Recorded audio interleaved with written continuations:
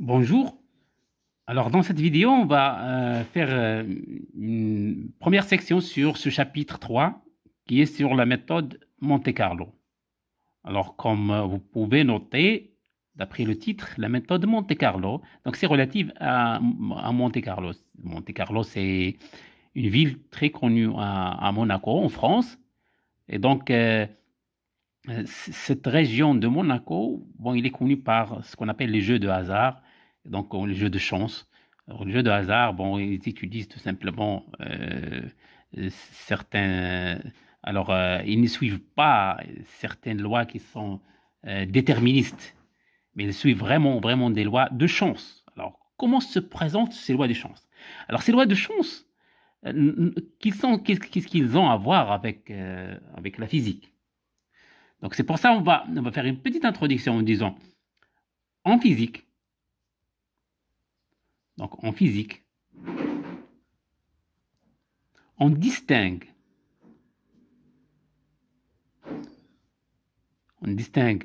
deux sortes de processus.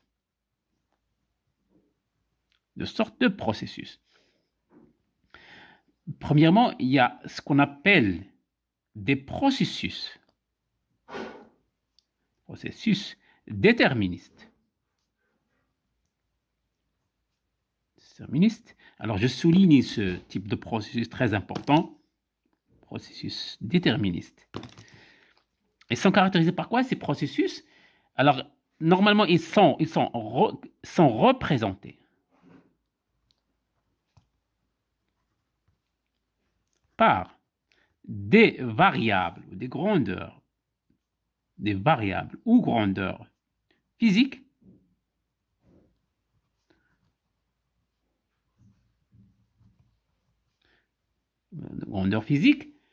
qui suivent une loi connue. Ou tout simplement, que ce soit de manière explicite ou implicite, de manière connue, de suivre une loi connue explicitement, c'est-à-dire vous connaissez la loi auquel elles obéissent ses grandeurs explicitement, ou implicitement.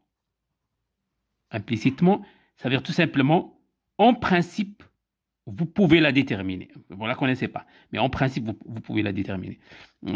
Par exemple, si je suis, exemple, par exemple, c'est la loi de Newton.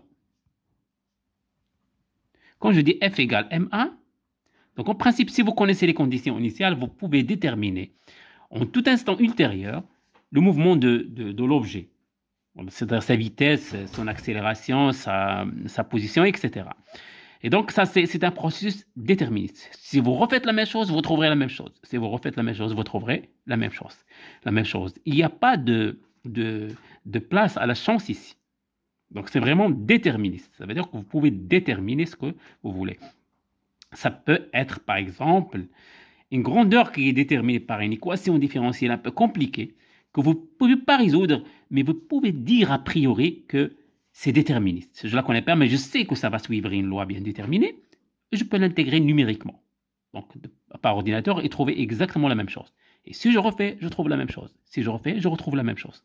C'est un processus déterministe. Il y a d'autres types de processus qui s'appellent des processus aléatoires. Donc en physique aussi, ça existe. Donc là, il faut dire tout simplement que ils sont représentés, ces processus qui sont représentés par des variables aléatoires. Ça, c'est très important. Donc, des variables aléatoires, des grandeurs aléatoires, qui ne sont pas connues exactement, donc qui ne sont pas connues, dont le comportement n'est pas connu exactement, mais quand même on a une information sur le système. Donc, alors je donne deux exemples à ce propos. Le premier exemple, c'est la physique statistique. où on calcule des valeurs moyennes, par exemple, pour calculer l'énergie moyenne, par exemple, à partir d'une distribution de Maxwell, où j'ai une loi de probabilité pour les vitesses, et je calcule, par exemple, la valeur moyenne de l'énergie cinétique à partir de cette distribution. Donc, je ne connais pas exactement la vitesse d'une particule bien déterminée, mais je lui associe une loi de probabilité. Et je calcule les valeurs moyennes. Oui. Donc, la loi gouverne la probabilité. J'ai des lois qui gouvernent ces probabilités, mais je n'ai pas des lois qui gouvernent les vitesses elles-mêmes. Exactement, c'est la même chose en mécanique quantique, sauf qu'en mécanique quantique, par exemple, si je veux calculer la valeur moyenne d'une observable, j'ai une loi qui gouverne la fonction d'onde. Donc, et la fonction d'onde permet de déterminer la densité de probabilité. Donc, comme si j'ai une loi pour la densité de probabilité. Mais je ne peux pas contrôler les valeurs elles-mêmes. Voilà. Donc, ça, ce sont des processus aléatoires. Sauf que le premier cas, donc il y a une différence. Le premier cas, c'est que cette incapabilité ou incapacité de connaître les vitesses elles-mêmes, c'est dû à notre ignorance. C'est nous qui nous... Bon, si on a des appareils assez sophistiqués de mesure qui peuvent isoler chaque particule et connaître sa vitesse, donc en principe, on peut le connaître, donc en principe. Mais là, en mécanique quantique, c'est tout à fait différent. En mécanique quantique, donc il y a une loi physique qui vous dit que vous ne connaissez jamais la vitesse et par exemple, et la position d'une particule en un moment donné. Vous ne pouvez jamais le savoir. Selon une direction X, par exemple, vous pouvez savoir Px et X en même temps. C'est une loi de la physique. Et donc la probabilité ici est une loi de la physique. Et ce n'est pas une probabilité due à notre ignorance. Oui, ça c'est une discussion, donc je ne vais pas aller plus loin sur ça. Ce qui nous intéresse, ce sont des phénomènes aléatoires. Et notre objectif, c'est comment modéliser ces phénomènes aléatoires. Comment essayer de les faire, par exemple, à partir d'un ordinateur, comment modéliser ces processus.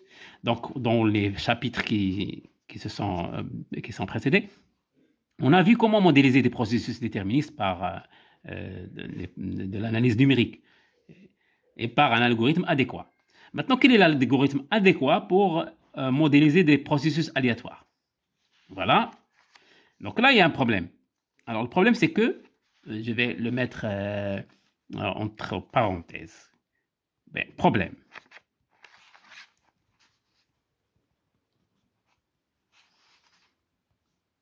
Alors, l'ordinateur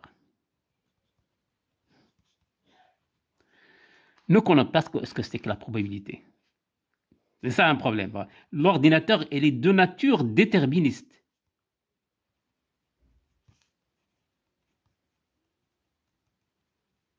Par construction, il est déterministe.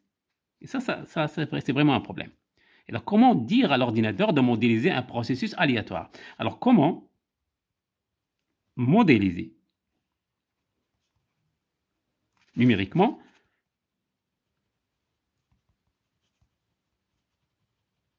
un processus aléatoire? Ça, c'est le problème fondamental auquel qu'il faut résoudre avant d'attaquer des problèmes, par exemple, de physique statistique ou de mécanique quantique ici. Donc, pour répondre à cette question, il suffit de dire que je veux que l'ordinateur imite, donc il fait une imitation d'un processus naturel aléatoire. Donc, c'est imitation d'un processus naturel.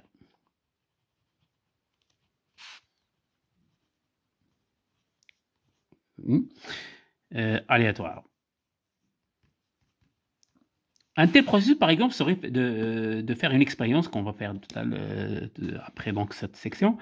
C'est, par exemple, de faire vraiment une expérience élémentaire où je fais le pile et face. Oui, je jette une pièce de monnaie, je vais obtenir pile ou face avec une probabilité 1/2. Et donc ça, je veux le modéliser. Et pour le modéliser, il me faut quelque chose. Donc, voilà. Donc, c'est pour ça on a affaire à un code. On doit développer un code qui va me générer quelque chose d'aléatoire. C'est ça vraiment, vraiment la tâche élémentaire à laquelle il faut répondre. Eh bien, les gens, ils ont déjà fait ça. Ils ont fait la solution. C'est quoi? C'est de générer des nombres générés, des nombres, même s'ils ne sont pas aléatoires, ils sont ce qu'on appelle pseudo-aléatoires.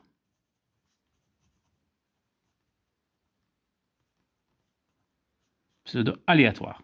C'est très important, cette notion de pseudo-aléatoire. Ils sont vraiment déterministes, oui, mais ils sont tellement imprévisibles qu'on peut les considérer aléatoires. Bon, il y a des programmes qui font ça. Il y a différentes fonctions qui font ça, et différentes subroutines qui font ça. Je ne vais pas rentrer dans le détail, vous pouvez donc vous documenter sur les nombres, ce qu'on appelle les nombres pseudo-aléatoires. Donc, en général, vous aurez des générateurs. Donc, ces fonctions, ils s'appellent des générateurs de nombres pseudo-aléatoires. De nombres pseudo-aléatoires. Donc, vous pouvez chercher la documentation là-dessus sur Internet et vous pouvez lire sur ces types de générateurs. Ce sont des fonctions que vous appelez et ils vous donnent un nombre aléatoire. Ça dépend des critères que vous donnez là. Mais ils sont déterministes, mais tellement imprévisibles. Par exemple, ils utilisent des opérations complexes. Vous prenez un nombre, vous le divisez par un nombre premier, vous prenez le reste de la division, vous refaites, etc., etc. Après un certain nombre, le nombre devient pseudo-aléatoire, presque aléatoire. Bon, là, je vais utiliser un générateur qui est connu de base, un générateur de base. Quand je dis générateur, c'est une fonction. Un générateur, fonction. De base est celui qui génère un nombre réel entre aléatoire entre 0 et 1. Entre 0 et 1. Bon, c'est-à-dire qu'il va le générer, donc il le génère, donc entre parenthèses, à partir d'une distribution uniforme. Quand je dis distribution uniforme, ça veut dire que tous les nombres, ils ont la même chance d'être tirés entre 0 et 1. Vous avez donc, au schéma, vous avez donc le 0 et 1, l'intervalle 0 et 1. Et si vous appelez ce nombre la première fois, c'est cette fonction-là, la première fois, il va vous générer un nombre ici. Si vous l'appelez la deuxième fois, il va vous générer un nombre ici. La troisième fois, il va le générer ici, ici ou ici, de manière aléatoire, de manière vraiment, vraiment aléatoire. Donc ça existe, ces fonctions. On ne va pas aller rentrer dans les détails comment ils sont générés. Vous pouvez voir ça dans la documentation. Mais nous, ce qui nous intéresse, c'est on a déjà un outil de modéliser un processus aléatoire. C'est ça ce qui nous intéresse. Par exemple, dans Fortran, l'implémentation dans Fortran, vous utilisez tout simplement call, si je me rappelle bien, random number. Random number. Si je me rappelle bien, c'est une fonction que vous appelez et il va vous générer, par exemple, de R. Donc, ça donne un R qui appartient à 0,1 de façon aléatoire. Quand vous faites appeler cette subroutine random number, cette fonction random number, il va vous donner en output un R. Et vous pouvez l'utiliser dans votre programme. Il va le tirer de manière aléatoire. Si vous l'appelez une nouvelle fois, vous aurez un autre nombre, etc. Donc, ce n'est pas déterministe, ça va être aléatoire. Et pour nous, ça va être suffisant qu'il soit pseudo-aléatoire. Bien. Maintenant, dans le langage C, il y a une fonction, oui, il y a une fonction qui s'appelle rand. Donc, vous faites R, par exemple, est égal à rand. Voilà, et ça vous donne un nombre aléatoire. Mais le problème, c'est que ce rand-là, c'est un entier dans C. Elle appartient à 0, à un nombre qui s'appelle rand max, le maximum entier, le rand max, tel que ce rand max, c'est juste un nombre qui est égal je me rappelle bien, c'est, oui, je vais voir, 32 726, 32 726. Et ça, c'est un entier entre 0 et 32 726. Donc, si vous l'appelez, il va vous donner un nombre entre 0 et 32 726. Donc, R appartient à 0. Bon, ça, c'est déjà vu. Donc, dans ce cas-là, c'est 32 726. Oui. Bon, ça peut changer d'une implémentation à l'autre. Je ne sais pas donc comment ça varie entre les compilateurs, mais c'est ça l'ordre de grandeur, 32 726. Alors, pour avoir quelque chose entre 0 et 1, vous pouvez toujours l'obtenir parce que ça, c'est juste une question de normalisation. Autrement dit, si je prends ρ égale, donc c'est ça ce qu'il faut faire en général. Si vous voulez entre 0 et 1, vous prenez ce R et vous divisez par son max. Rand max, vous obtenez donc ρ qui appartient à 0, 1. Si vous insistez à avoir un réel entre 0 et 1, il suffit de diviser par rand max. Alors le minimum c'est 0, donc ça donne 0. Et quand R égale rand max, ça vous donne 1. Donc ça vous donne donc un nombre aléatoire entre 0 et 1. Vous pouvez l'obtenir dans C. Donc ça dépend de l'implémentation. Voilà. Et il y a des fonctions spéciales dans d'autres programmes, tels que Python par exemple. Vous pouvez générer un nombre aléatoire entre un intervalle bien déterminé, n'importe quel intervalle bien déterminé. Par exemple, alors je donne un autre exemple. Si je veux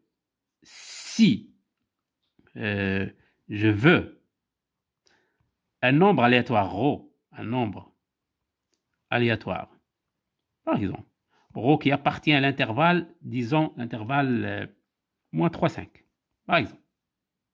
Qu'est-ce que je fais? Je génère un nombre aléatoire. Là, ça va être donc, je veux un ρ', parce que le ρ appartient à 0, 1. Mais moi, je peux générer ρ appartient à 0, 1. Comment trouver le ρ' qui appartient à moins 3, 5? C'est très facile. Vous avez ρ, il appartient à 0, 1. Donc, vraiment, vous avez le ρ, il est ici entre 0 et 1. Donc, ça, c'est ρ. Qu'est-ce qu'on fait? Je veux que le ρ appartient à moins 3 et 5. Donc, j'ai pris... Bon, c'est pas... Donc, là, je ne vais pas respecter l'échelle, tout simplement. Je vais dire que c'est moins 3 jusqu'à 5. Qu'est-ce que je fais? Je fais une bijection, une correspondance linéaire. Et chaque point là, comme si je vais agrandir le segment là, et chaque point, le 1 va correspondre à 5. Et donc, ça, c'est une transformation linéaire. Autrement dit, je veux dire que ρ' est égal à A ρ plus B, et déterminer A et B. Donc, si vous le faites, vous connaissez en 0, vous avez moins 3. Donc, tout simplement, vous avez moins 3 est égal à A fois 0 plus B, ça vous donne B égale moins 3. Et vous avez le 1, donc le 5 est égal à A fois 1 plus B. Et donc, c'est A égale, vous avez c'est 5 moins B, donc c'est 8. 5 moins 3, c'est 8. Et vous trouvez donc ρ', donc c'est une transformation linéaire, est égal à 8 ρ moins 3, après ça.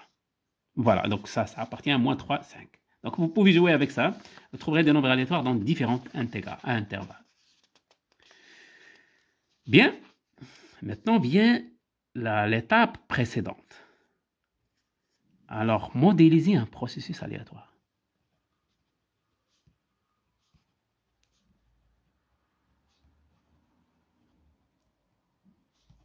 Bon, je vais souligner ça.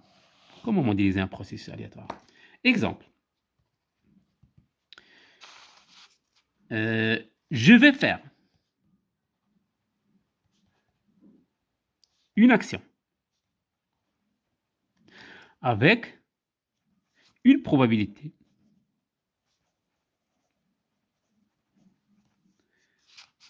P égale 1 tiers.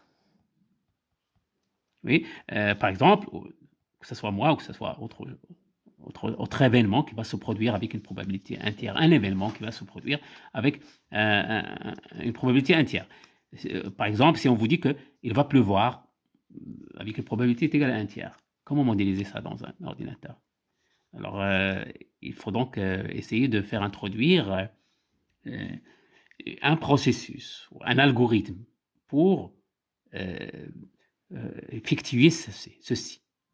Donc, je vais dire à l'ordinateur de faire une chose avec une probabilité égale à 1 tiers. Bon, si La probabilité, en fin de compte, l'ordinateur, il ne va pas connaître la probabilité. Il va ou bien faire, donc ça c'est très important, donc l'ordinateur va ou bien faire ou bien ne pas faire. Il ne peut pas faire avec une probabilité entière. Ça c'est très important. Il est déterministe, lui. Même si tu génères un nombre aléatoire, il va ou bien faire, ou bien il ne va pas faire. C'est pour l'ordinateur. Mais pour vous qui interprétez le résultat de l'ordinateur, vous ne serez pas, on avance. Vous n'allez pas savoir est-ce qu'elle va faire ou il ne va pas faire. Mais vous savez une chose, c'est que si vous répétez l'expérience, donc je dis ordinateur,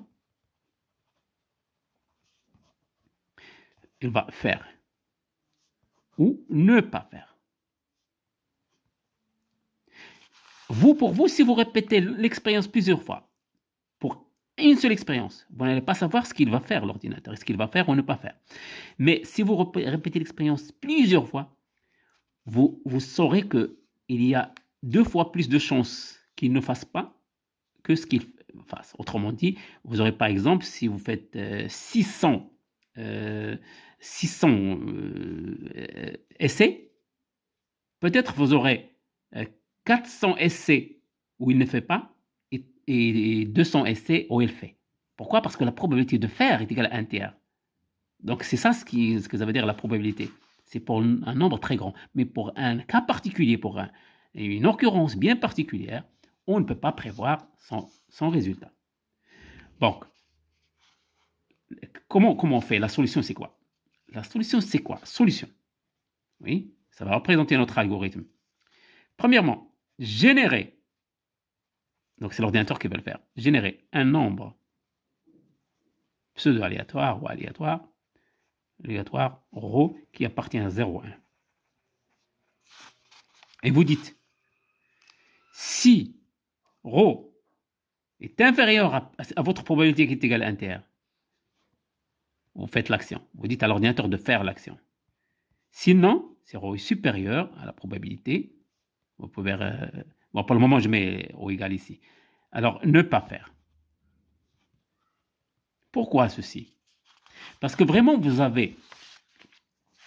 Si je fais un schéma ici, vous générez un nombre aléatoire. Vous savez que votre segment 0,1 maintenant, vous savez bien pourquoi on a choisi le segment 0,1 ici. C'est parce que les probabilités sont entre 0 et 1. C'est justement pour ça.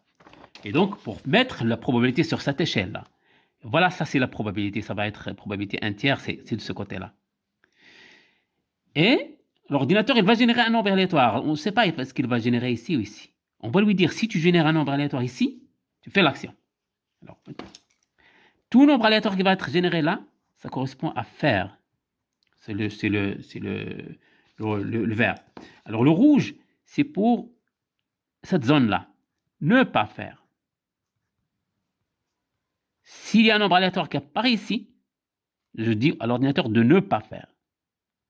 Donc, en fin de compte, il va faire ou ne pas faire. Ça dépend de ρ qu'il va générer. Donc, là, ρ, on ne sait pas ce qu'il va tomber là ou là. Okay. Donc, maintenant, si je pose la question, quelle est la probabilité qu'il tombe ici? C'est exactement ça. C'est la proportion de ça divisé par ça. Par exemple, si c'était la moitié, P ici, il y a autant de chances qu'il tombe là qu'il tombe là. Donc, vous avez une probabilité qui est égale. Mais c'est ça. Les restreintes, bon, ça va représenter exactement la probabilité pour qu'il tombe là. C'est ce segment divisé par ça. Ça, c'est 1. Et donc, ça reste, ça, c'est P. C'est exactement P. C'est à quoi on s'attend. Autrement dit, ce que va faire l'ordinateur, ça ressemble à quelqu'un qui va... Je le fais verticalement. Et j'ai ma probabilité P ici, de 0. J'ai 1. P égale 1 tiers. Et j'ai un tireur qui va tirer une flèche. Je ne sais pas comment on représente une flèche comme ça. Donc, c'est un tireur. Il va prendre la flèche, il va tirer. Mais il va vraiment tirer de manière aléatoire. On ne sait pas où est-ce qu'il va tirer. Oui. S'il tire ici, on va faire l'action. S'il tire là, on ne va pas faire l'action. Donc ça, c'est ne pas faire. Et ça, c'est faire. Et donc, l'ordinateur, ça représente un autre tireur, qui est un tireur vraiment aléatoire. C'est pas un tireur qui est habile, qui va tirer vers là où il veut, mais c'est vraiment un tireur vraiment aléatoire. Oui. Vous pouvez imaginer un singe, par exemple, qui est en train de tirer ici, sur cette cible-là. Il va tirer aléatoirement. Il y aura plus de chances qu'il tire là qu'il ne tire pas là, qu'il tire ici. Et ici, c'est P. Il est très petite, il aura moins de chances. Et parce que la probabilité est très petite, il aura moins de chances de tirer là. Si P tend vers 1, certainement, donc, il va attaquer la cible qu'on veut. Donc, c'est avec une probabilité 1. Donc, ce sont deux limites. La limite 0 et la limite 1 qui sont comme ça. Bien. Alors, donc, je dis donc l'algorithme, c'est le suivant. Donc, c'est ρ appartient à 0, 1. Oui, aléatoire. Ρ inférieur à P, faire. Ρ supérieur à P, ne pas faire. Et vous allez voir que cet algorithme-là, donc faire avec une probabilité P, ça va être la base de ce qui va venir pour la modélisation des processus aléatoires. Oui. On va faire deux applications, dont les deux vidéos qui vont suivre, deux applications différentes, et ça va nous donner déjà une idée comment on utilise ce type d'algorithme pour modéliser les phénomènes aléatoires ou les phénomènes stochastiques. Allez, je vous remercie.